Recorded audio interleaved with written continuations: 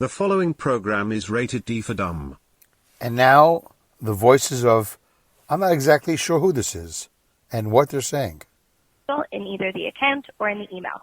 We look forward to seeing you in the class in 5 minutes. In either the account or in the email. We look forward to seeing you in the class in 5 minutes. Your guess is as good as mine. And now the voices of Shalanda and Ryder Rental Trucks, I think. Hi, my name is Shalonda, calling from Ryder Customer Response Center on a recorded line. Just to follow up with you regarding unit number 837809.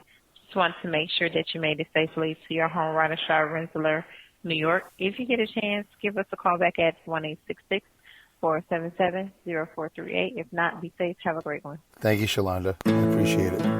All right, well, there you go. Some voicemails. I don't know why I find them fascinating, but I do. I hope you do too. They're somewhat interesting, aren't they? The way people talk. How about this for the way people talk? Hal in Philly and his version of Going for a Drive. 9 o'clock, I'm bored to death. Smoke so much I can smell my own breath. My baby left me, my best friend's not at home. Can't get that woman off my mind. I've never been the broody kind, but there's still one thing makes me come alive. Yeah, I'm gone for a drive. The following podcast is rated D for dumb. You're listening to Dumbing It Down with Dave, the fastest podcast on earth. Listen to Dave commute to and from work on the New York State Thruway in his 2008 Kia Rio LX. He talks about pragmatism, truth, happiness, and the search for it all. Join Dave as he asks and tells you how life ought to be. And now, here's Dave. All right, thank you, Alex. Alex XM, EXUM, AlexXM.com. Does live talk every Tuesdays at 10. Hey, you guys want to go for a drive?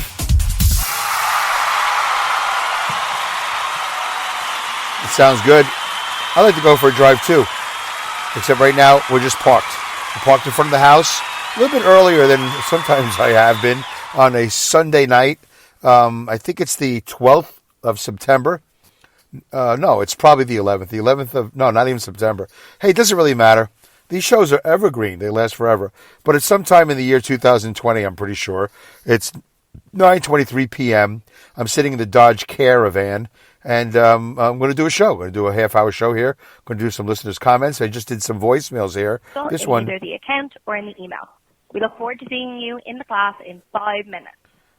Yeah, it's like, why are you calling me? You already texted me. I got emails. I mean, they have totally nailed down every way to contact me and say they expect me to be in the class in 5 minutes.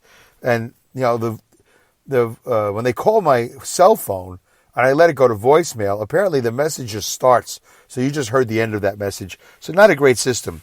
But anyway, and the other one was Shalanda from Ryder Customer Service, who was checking in on me to make sure that my 21-hour day that I had a couple of weeks ago was safely culminated in a safe ending, because I was in the back of a tow truck and all this other stuff. So it was a long drive. It was a hell of a day. And not as bad as my month of hell, which we're going to talk about here in a quick second. But anyway, so a little voicemail action here. I think I might be out of the voices of Harold. I might actually be out of it. I'm not really sure. I'm a little bit of been in a brain fog right now. This week was the first week of my new schedule, where I'm back to working Saturday nights again, and it was a long week. It was definitely a 70-hour work week, so which is lucrative financially, but spiritually and brain-wise and all that, and energy-wise, not really the greatest week. It's just been a difficult transition this week to go from. I'm also reporting to work at least 2 to 4 hours earlier than I have been over the last couple of years. And I think the last 6 months or so, I've actually been sliding even later. I've been coming in later. So every so often you'll hear me mention on the show that I'm northbound on the Thruway and I'm going a little bit later. So now I had to totally stop that. I'm somewhat expected to be clocking in at 3 p.m. in the afternoon, which is really, really way early for me. I really have to adjust my entire schedule. There are some benefits to this that when I get done and I do drive home and I don't sleep in the van, I do drive home, it's still dark. I think it's going to be dark for a while. So if I can hit the bed before the sun comes up, that might be good for me. I'm not really sure. Well, I guess we'll find out over the next 3 to 6 months what kind of an effect my new schedule is going to have on me. How do I react to it and all that? But it's pretty substantial. And my days off have changed by 1 or 2 days. But I don't like sliding back into working Saturday nights. That's a real bummer for me. Although Saturday nights are really, believe it or not, surprisingly so, driving a tractor trailer in New York City on Saturday nights is relatively easy. For some reason, not because of the COVID, but because I've been doing this for almost 8 years. The traffic is just light on a Saturday night in New York City. The traffic is incredibly, and I'm not really like in Manhattan anyway. I am outside of the inner city, but the traffic that I endure, the George Washington Bridge, the Cross Bronx Expressway, the Long Island Dragway, and all that stuff, it is considerably lighter. New Jersey, everything is considerably lighter. Just have to watch out for the alkies and all that stuff, the dangerous driving. All right, so there you go. I'm going to do something a little bit different this episode as well. I don't know if you're going to be able to hear this. Let me see if I can do this. Where's the microphone? I think it's over here. I noticed that since I'm going to turn my head, it sounds better. All right, so let's do this. I'm going to see if you can hear this sound. Hold on. You hear that? That's a can. All right, see if you can hear this. Oh, yeah. Oh, how did that sound? That is a can of the Champagne of Beers, Miller Beer. And this is, if you heard a couple of episodes ago, the story of how I met Hal in Philly and how Hal in Philly met me, where I posted a picture from Podcast Movement 19 in Orlando, Florida, of my refrigerator, my hotel refrigerator full of beers. So I'm just going to take a quick drink break.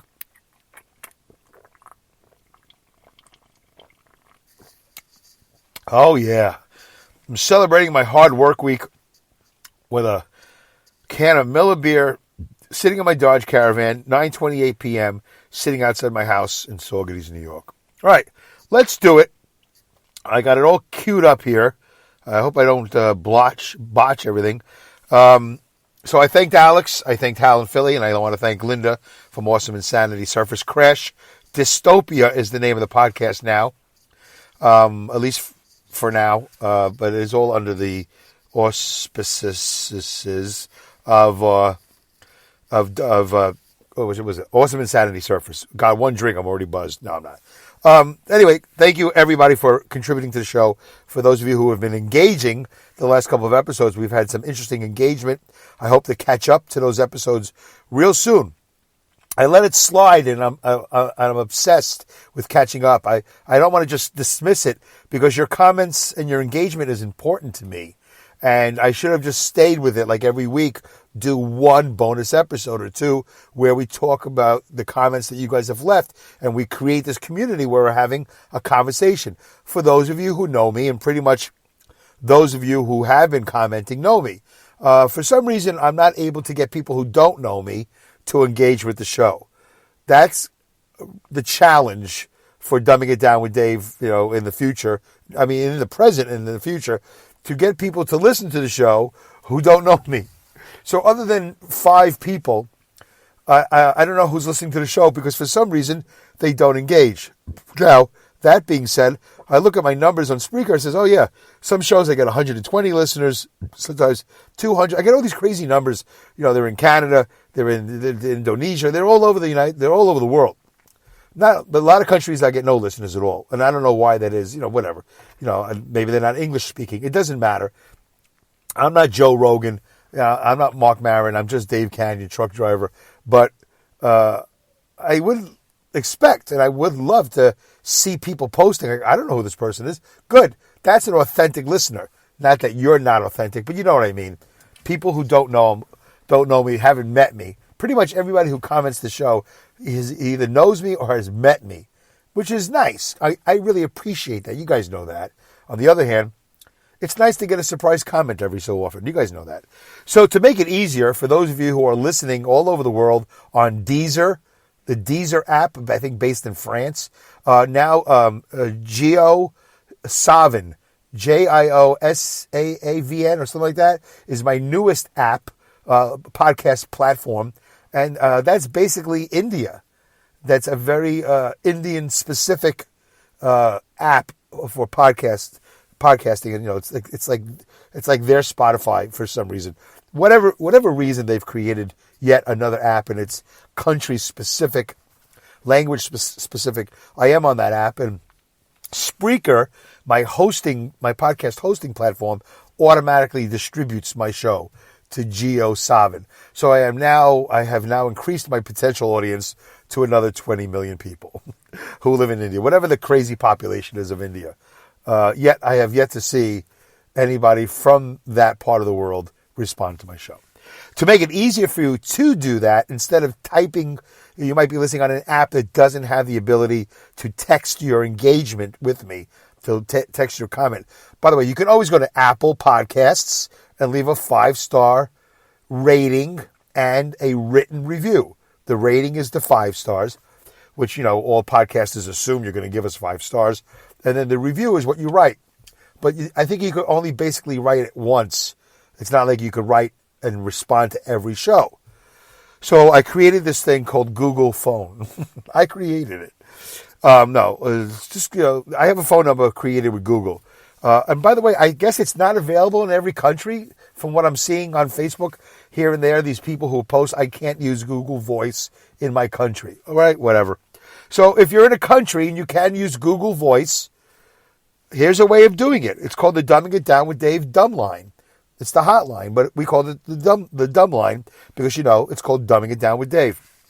So one of the numbers is 347. It's one number, but I write it 2 different ways. 3477, the letter I, the letter M, dumb. 3477, I am dumb. And then there's 347. Numerically, it's 347 746 3862. 746-3862. Keep it under 60 seconds or less because it makes it easier to download and all this other stuff. And also, 30 minutes of me is plenty of Dave. 60 seconds or less of you is pretty much plenty of you. Take that for what it's worth. And definitely keep it clean. No profanity. Any profanity, I won't play it. I'll just have it. So there you go. If you don't want me to play it, then use profanity, and I'll just listen to it, and maybe I'll verbalize it, and I'll translate it for you, whatever. All right. So my month of hell is an episode. I think I might have actually done this episode a couple of episodes ago, but for my own sake, I'm going to redo it because I just don't remember talking about it. So in this episode, Dave discusses how he lived the last month, which stems from an event that occurred while he was driving at work. Learn what may have happened and how it affected him. Yeah, that was traumatic. July 13th, that'll be a day that will live in infamy for me. April 18th, I'm going to remember that for as long as I can. I'm not going to try, but that's when my mom passed, was April 18th. I remember it being a Saturday morning. I was parked in my truck when I got the call. But July 13th is when I had an unfortunate incident night where, thank God, nothing happened. Nothing happened. But I imagined the worst. By the way, theater of the mind. I imagined the worst, and it really could have been horrifically horrific. It could have been tragic. It could have been horrible. So, and then it gets caught on camera, which it didn't. And if it did, I'm sure I would have been fired by now. So, I was terrified of losing my job. I was terrified of how it would affect my life.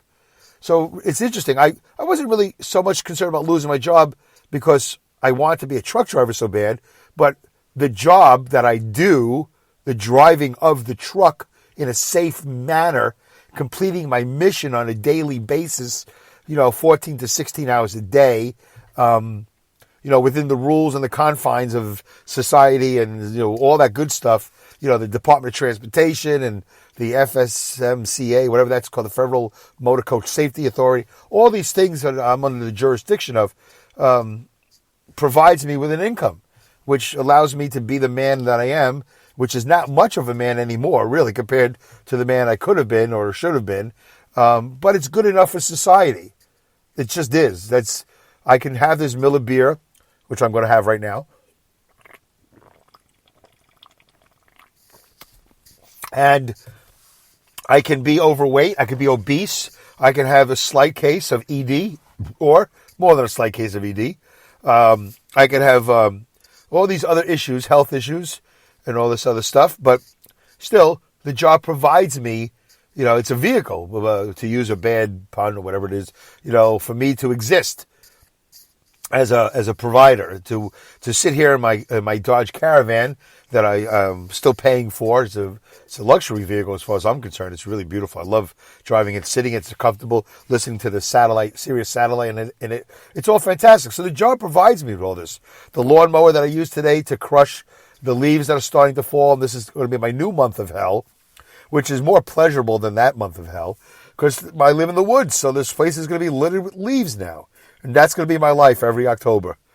The work that we're doing in the house, the pool that is supposedly coming in 2021, the electrical work that's getting done to go from 60 amps to 200 amps, the metal roof that I live underneath now, so I never have to replace a shingle ever again.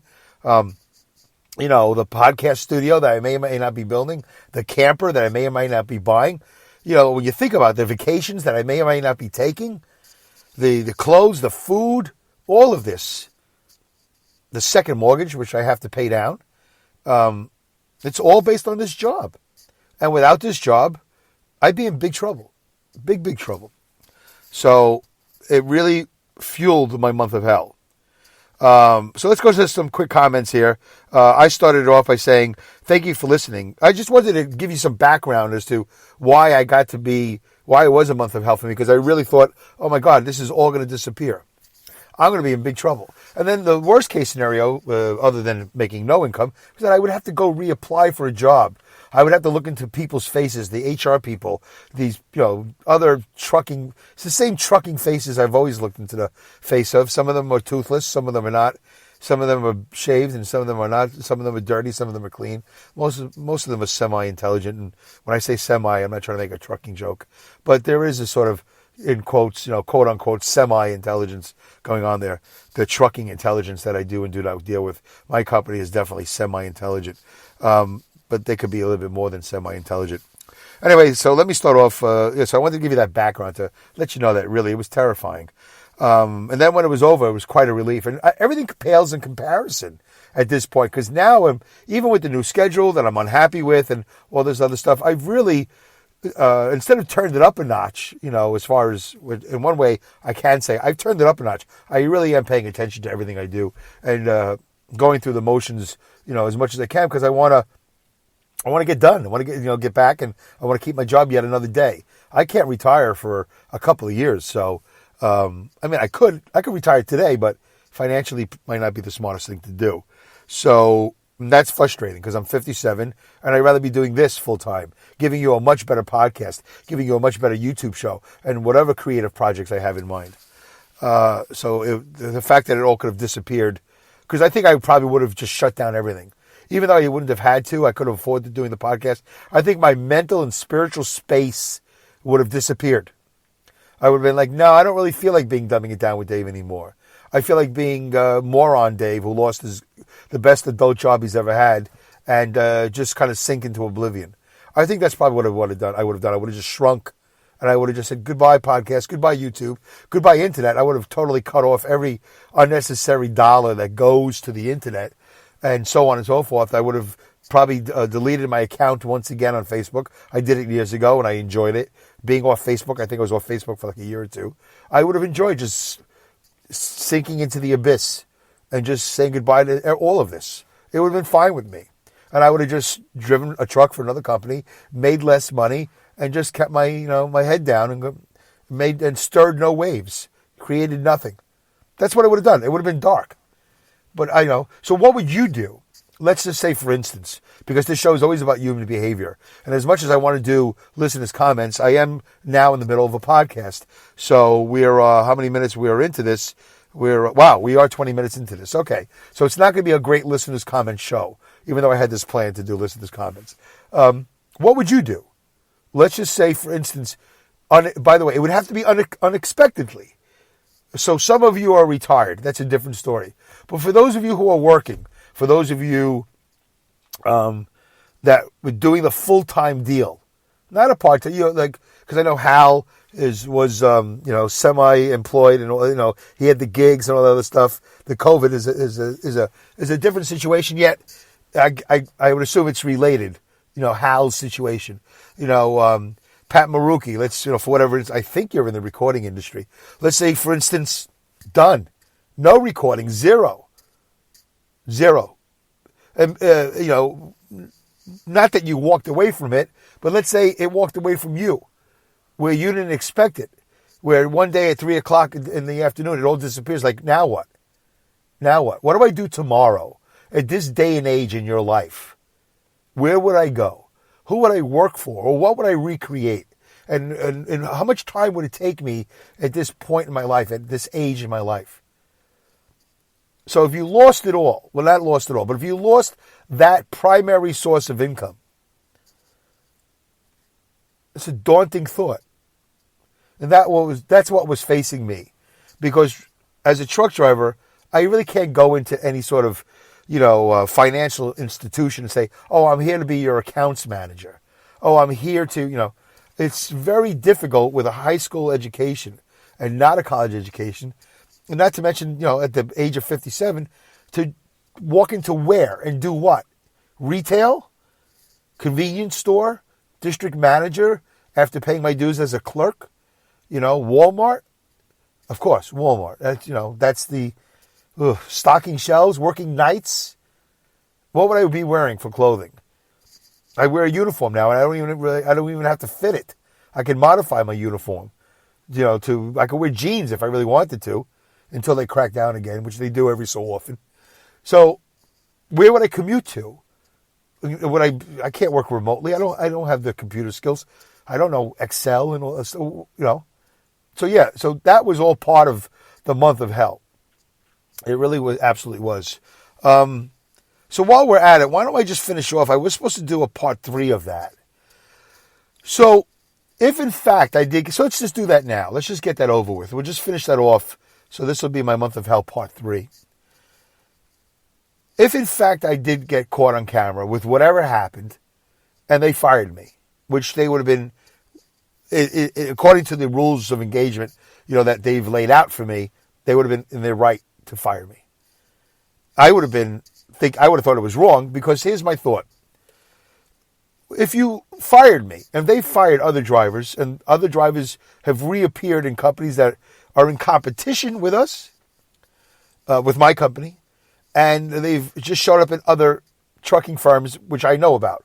It's as large as the trucking industry is, and as large as is in the United States, and as large as it is in the Northeast, it's still somewhat kind of relatively small, because you see these people over and over again. You pass them. It's hard to explain. Not just on the thruway where you wave. Like, you see them at truck stops. You know these people. We all sort of live within a 50-mile radius, and you just hear the names. Oh, did you ever work with that guy Scott? Yeah. How about Paul? Yeah, I remember Paul. What about Jimmy? Yeah, well, Jimmy's not over here now. He's over there. Oh, really? Yeah. And what about Bill? Yeah, well, Bill has a drinking problem. They let him go, but he cleaned up, and now he's over there. So it's like these companies, we sort of just, it's all incestuous is the word. Long story short, it's kind of incestuous. We all just sort of live, eat, and breathe in this little community. We kind of come and go.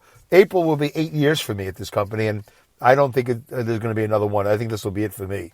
I'm going to milk this for all it's worth, to use another bad pun or whatever, on double entendre, whatever the words are. It's so late, I don't even know what the hell I'm talking about. So, if they had let me go, I would have just become an asset for another company. So there's a hypocrisy in this.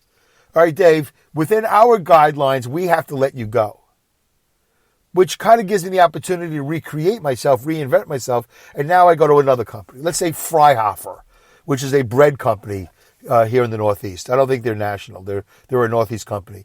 And they have trailers, same operation, but bread. Instead of milk, they're bread and cake. So I'll drive Entenmann's cake, which I think is a Northeast thing. Freihofer's, different, maybe Stroman's bread, which I think is a Pennsylvania brand. So, and they do doubles, and I think they're specifically off on Wednesdays and Sundays or something like that. And they have decent equipment and whatever. Bread. And we see the trailers all the time. plenty of work, and they probably would hire me. Or I could find another grocery chain. We have a driver that gets mentioned here in the chat every so often. I never mentioned, but Pat mentions him every. Well, he hasn't in a while. But this man's a danger to. He's a menace to society, is what he is. I don't know if he listens to the show, and I don't care if he hears that I say this. But he's a menace. He's, as far as I'm concerned, undereducated, lower level. What's the word? Not a gremlin. You know, a ghoul. He's. I don't listen. I don't want to harp on his personality and his intelligence, all this other stuff. As a driver, he's a menace. He's a danger. He shouldn't have a license. He shouldn't be truck driving. But somehow he has managed to go from company to company. So he always appears to be an asset to the next company. So if he could get reemployed, I can get reemployed. It wouldn't be a problem. But I would feel, it would be me. I would be the one that feels, oh, this company should hire me. I'm an idiot.